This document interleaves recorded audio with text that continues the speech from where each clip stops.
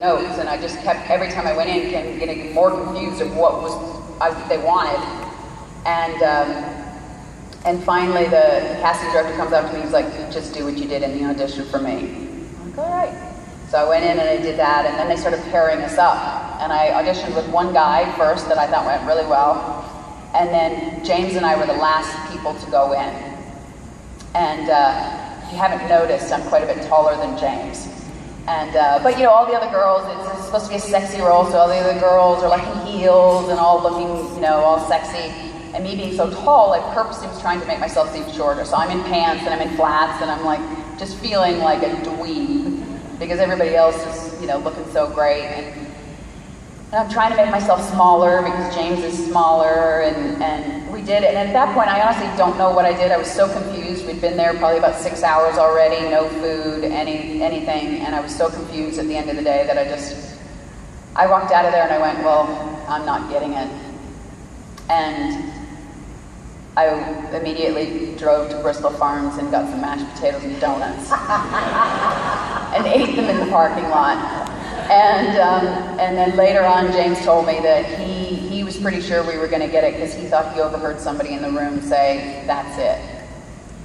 So we ended up getting it, and we were the last people cast, and we were the first people on set. And again, my mind went, so they can fire me. They can fire me because I'm going to be on the first day. But and the first day we also had to make out, my spine had to glow red. So, you know, you get to know people real fast. All right, we really only have time for one more question. We have about 4.5 minutes, so ask your question quick. Can you hear the microphone? Yes, we can. Okay, I still have hopes of seeing Cylon 6 on TV, and here's my theory.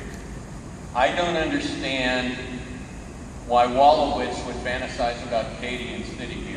I'm wondering if you were offered an opportunity for Big Bang Theory or one of those shows, if you would appear and you could grant our wish of seeing you one more time as the incredible Tricia Helfer portraying her version of Cylon 6. Oh, that's very kind of you to say. I definitely would. I think Big Bang Theory is hysterical. I definitely would join in if I had the opportunity. And I have a red dress at home. Just like Katie brought her own flight suit. Only she stole hers. Oh! I didn't. But no, I absolutely would do it. I think it was shortly after I had done I ran into Chuck Lorre in Monaco at the International TV Festival. And I didn't even know he knew who I was, but we were at the final gala and we were seated at these tables, and he was seated at Prince Albert's table and I was at the table beside. And I just got up to go to the ladies' room, and as I was passing by, Chuck kind of leans back and he goes, so, you want to do some comedy now? And I went, yeah. And shortly after that, they booked me on a couple of episodes of 2.5 Men. So it kind of came around the same time as that. So it's his shows as well. But 6 would fit well in Big Bang Theory, I think, for a guest role. That would be fun. I completely agree. And I know I didn't answer your second question. Do we have time for the second question? We have about 1.5 minutes. In terms of preparing for each role, it really depends on the role. Some roles you kind of, you just get a feel for the character immediately. With 6, I felt like I kind of knew her, but I prepared initially before I knew I had all the other 6s. With the main 6, I worked a little bit on her. I wanted to kind of make her feline. So I wanted her to move with a purpose, and move a little bit more slinky, move a little bit more, I talk with my hands, I do this kind of stuff. She doesn't. She's much more, I don't even know the word for it, but I guess feline. Graceful. Kind of graceful, yeah.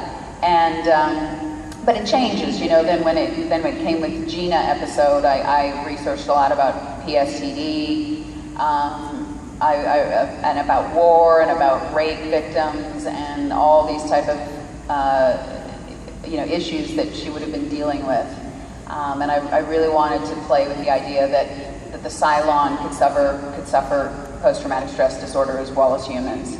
And so it just depends. you know, the character I'm about to go play, I haven't quite figured out who she is yet, so I kind of got to get in her skin. And when I did Killer Women, I knew who Molly was right away. I'm very similar to Molly in many ways in my upbringing, except for I'm not a Texas Ranger. But,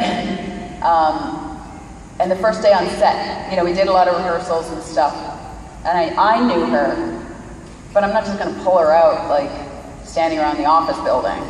And on the first day on set, the first shot was just me walking to my pickup truck, or my Tahoe, to get away. And the director comes running up to me after, he's like, oh my God, that was Molly's walk.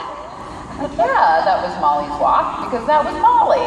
Like, I love Larry, he's hysterical. He's like, yeah, but you walked like Molly. Yeah, we filmed Molly. I'm not just gonna walk around the production office like I've got a double gun belt on and with an extra swagger. So it's, you know, for me it's a lot physical. It's a lot finding the walk, finding the postures, finding the movements, and then the voice. You know, if it's a little higher pitched voice, if it's guyish, it's dark like that. No, I'm kidding. But no, it is. You know, you got to find all those little things that make the character. Can't wait. We cannot wait to see what this character is all about. Tricia, thank you so much. You have been a pleasure to talk to and listen to. I know everyone here has